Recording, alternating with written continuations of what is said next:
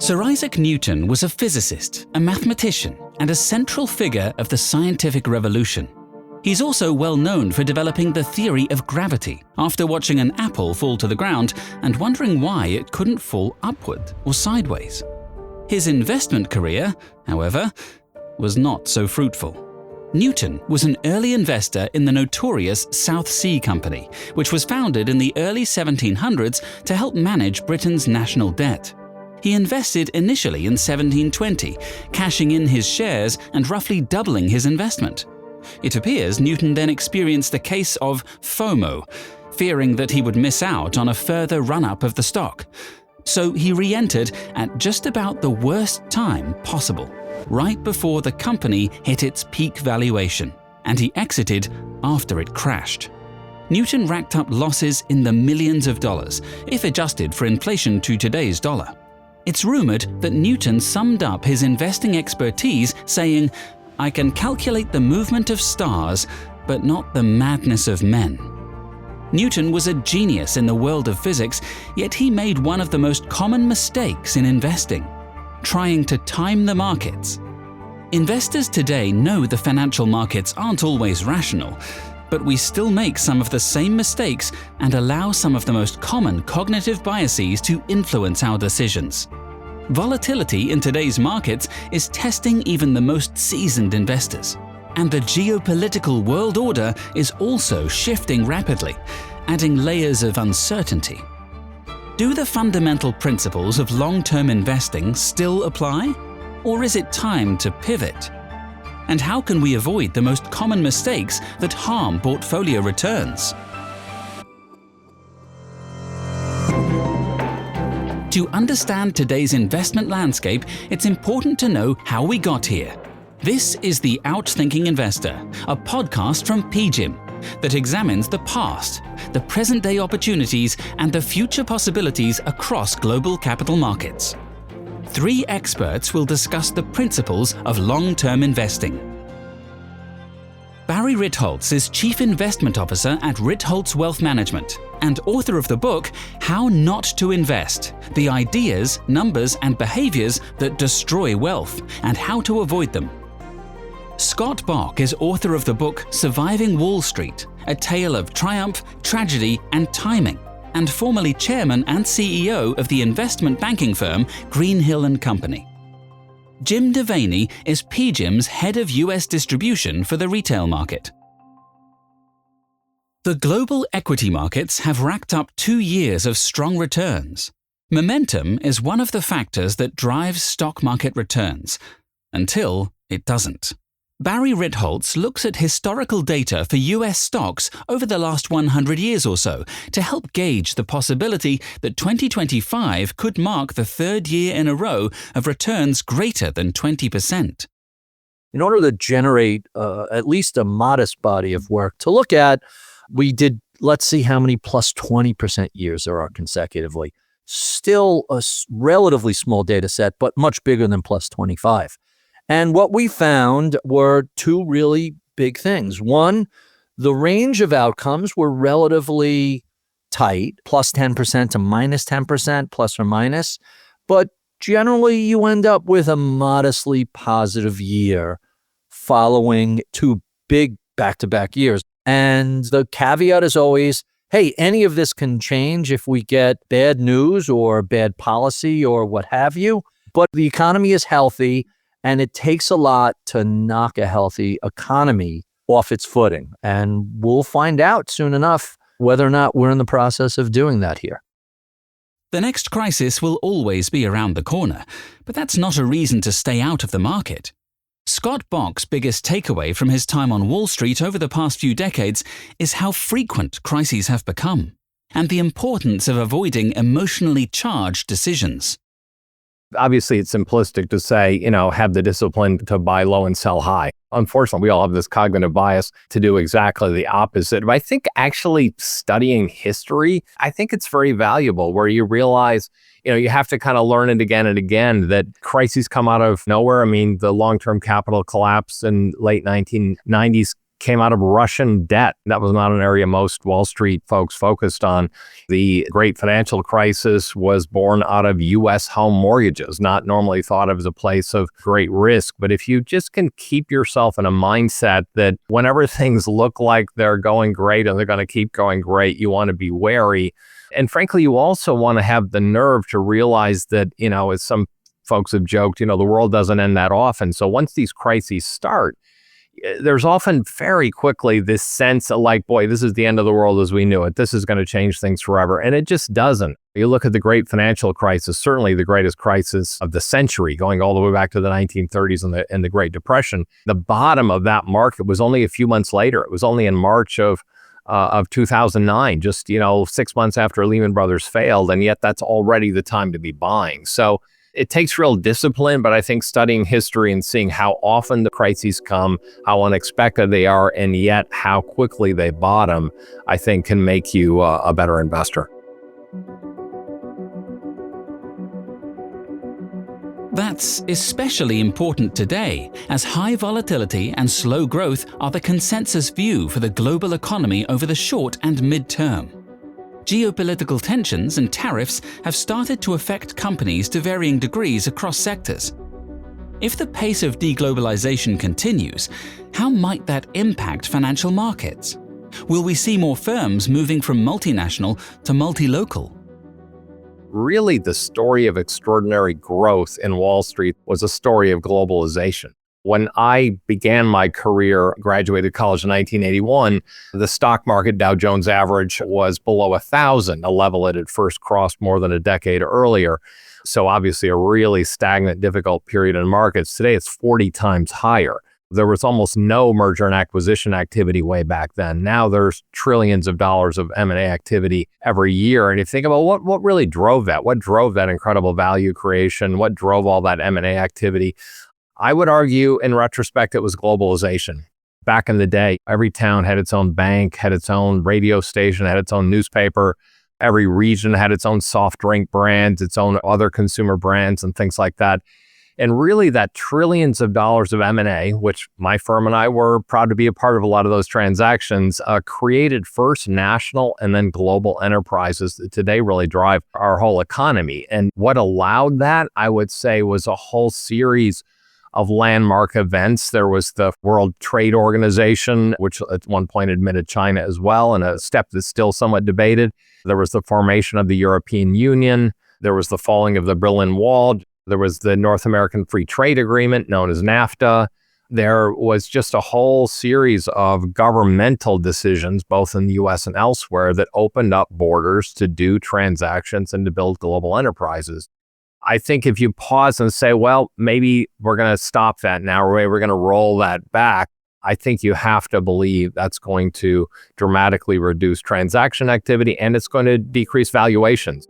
If we benefited on the upside from the opening of borders, it's hard to conclude that closing those borders would do anything but the opposite.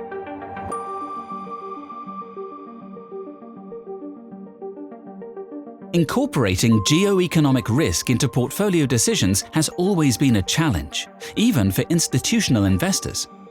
They may have the resources to research and analyze potential scenarios, but it's very difficult to know when to exit a position. It turns out that institutional managers, mutual funds, ETFs, endowments, foundations, wherever you want to go, they're really good buyers of stocks. The problem is they're terrible sellers of stocks. And the very, very clever way academics researched that was they looked at 680,000 transactions across tens of thousands of portfolios run by all these different managers. And whenever the manager would make a sale in an alternative portfolio, the academics would randomly sell any one of their other holdings. And shockingly, a random sale outperformed a purposeful decision by the fund manager by anywhere from 50 to 100 basis points a year. Where everybody's scratching out 1 or 2 basis points, they want to beat the market. Wait, my sells are costing me 100 basis points a year in underperformance?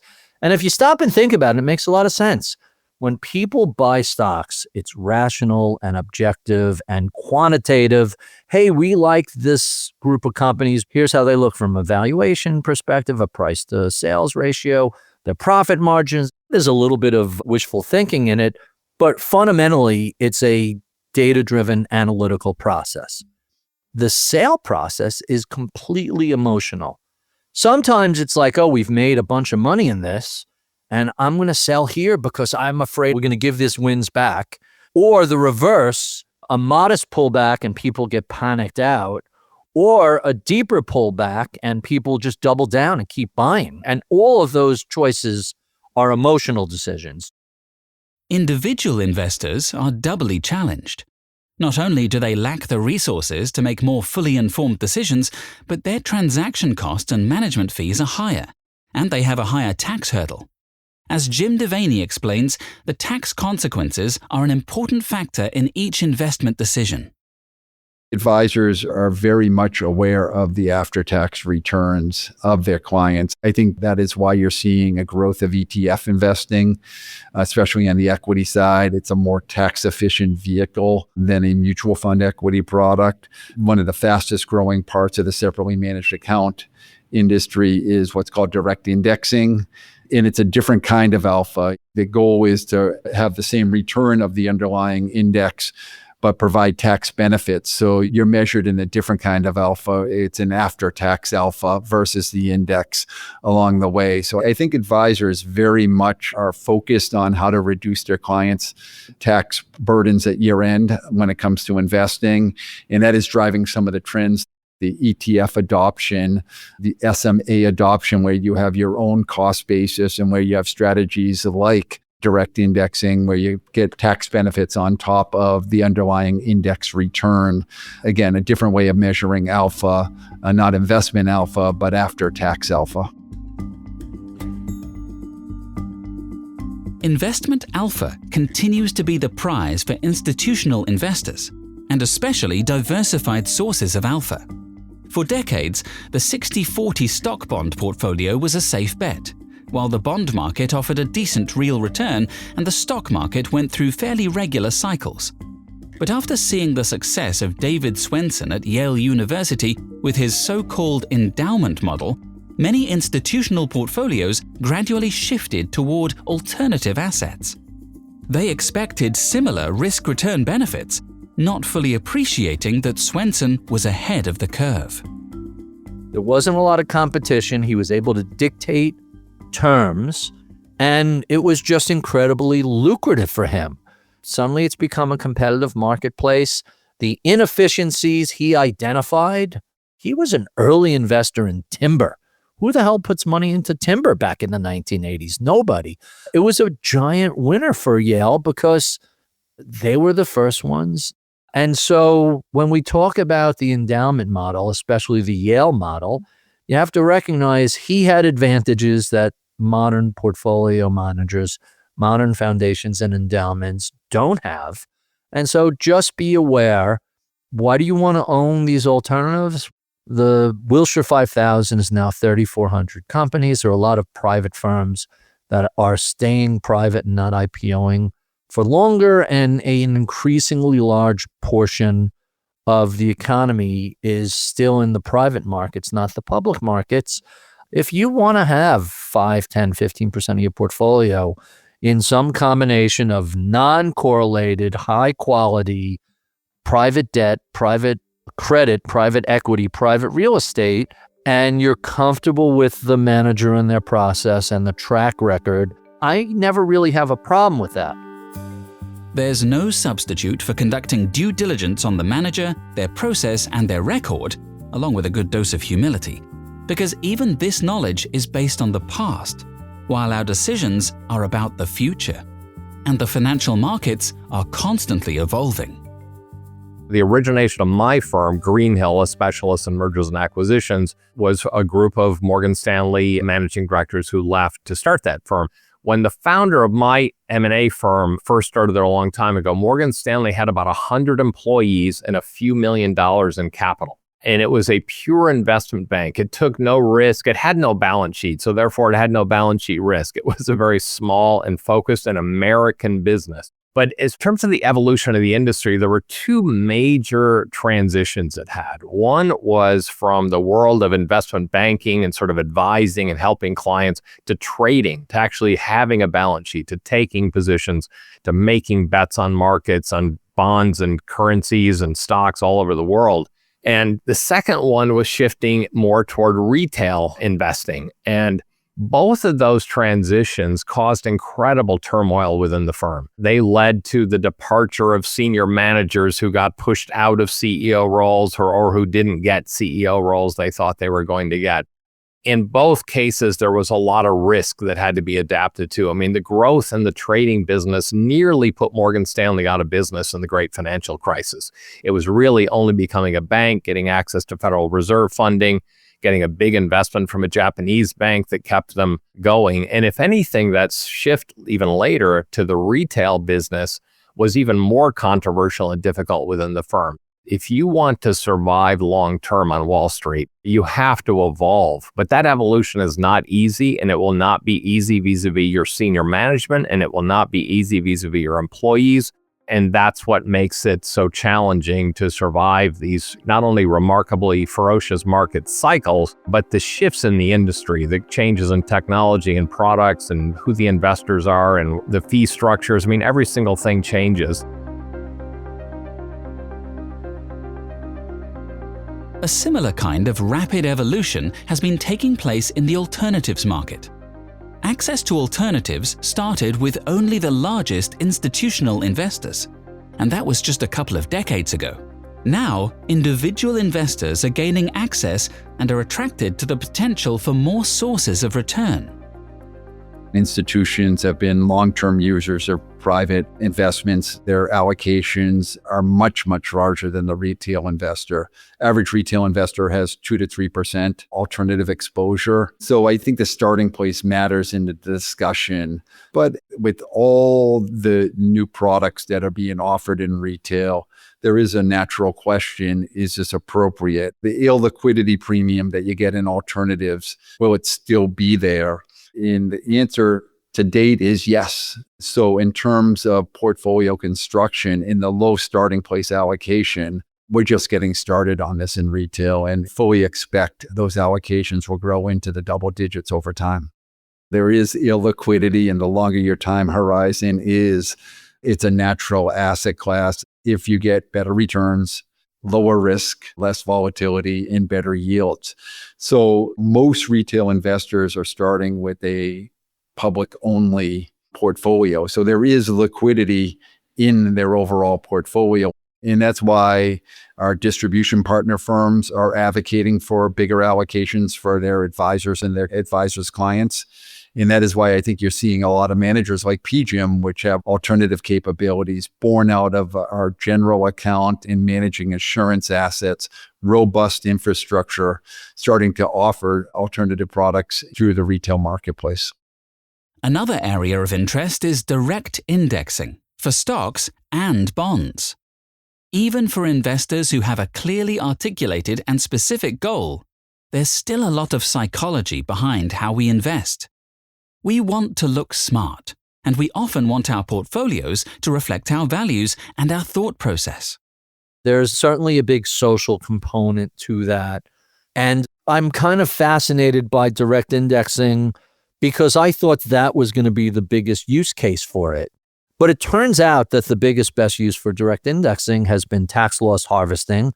It's double or triple what you get when you're just using mutual funds or ETFs because the wrapper's open. You could go in and sell the bottom 10%. If a fund is plus 1, 2, 3% for the year, well, there's no loss harvesting. But a fund that's plus whatever to the positive, there's a bell curve distribution, and there are always going to be stocks that are down 10, 20, 30, 40% in that portfolio.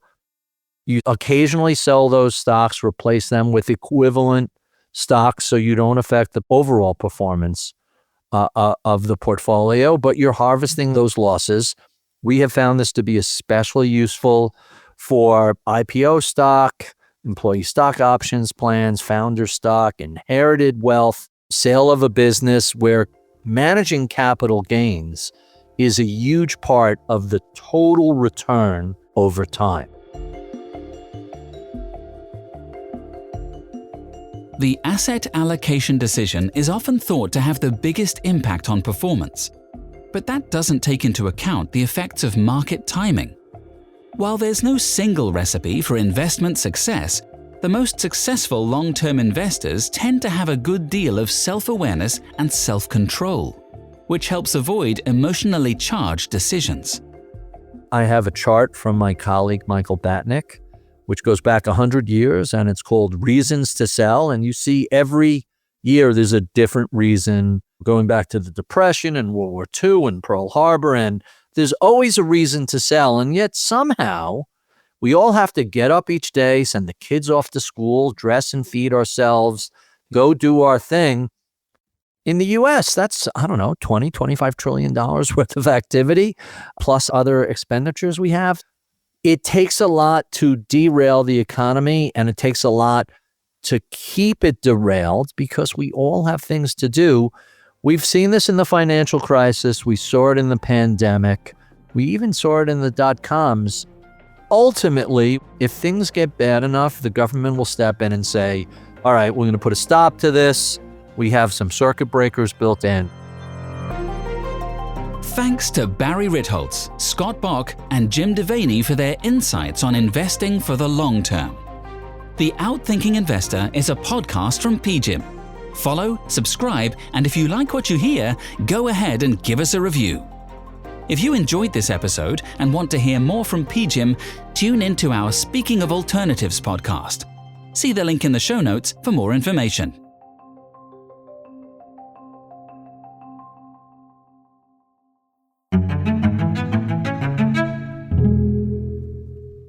Past performance is not a guarantee of future results. All investments involve risk, including the loss of capital. PGIM is not acting as your fiduciary. The contents are for informational purposes only, are based on information available when created, and are subject to change. It is not intended as investment, legal, or tax advice and does not consider a recipient's financial objectives. This podcast includes the views and opinions of the authors and may not reflect PGIM's views. PGIM and its related entities may make investment decisions that are inconsistent with the views expressed herein. This podcast should not be reproduced without PGIM's prior written consent. No liability is accepted for any direct, indirect, or consequential loss that may arise from any use of the information contained in or derived from this podcast. This material is not for distribution to any recipient located in any jurisdiction where such distribution is unlawful. PGIM is the global asset management business of Prudential Financial Inc., which is not affiliated in any manner with Prudential plc, incorporated in the United Kingdom, or with Prudential Assurance Company, a subsidiary of M&G plc, incorporated in the United Kingdom. Copyright 2025. The PGIM logo and the rock symbols are service marks of PGIM's parent and its related entities, registered in many jurisdictions worldwide.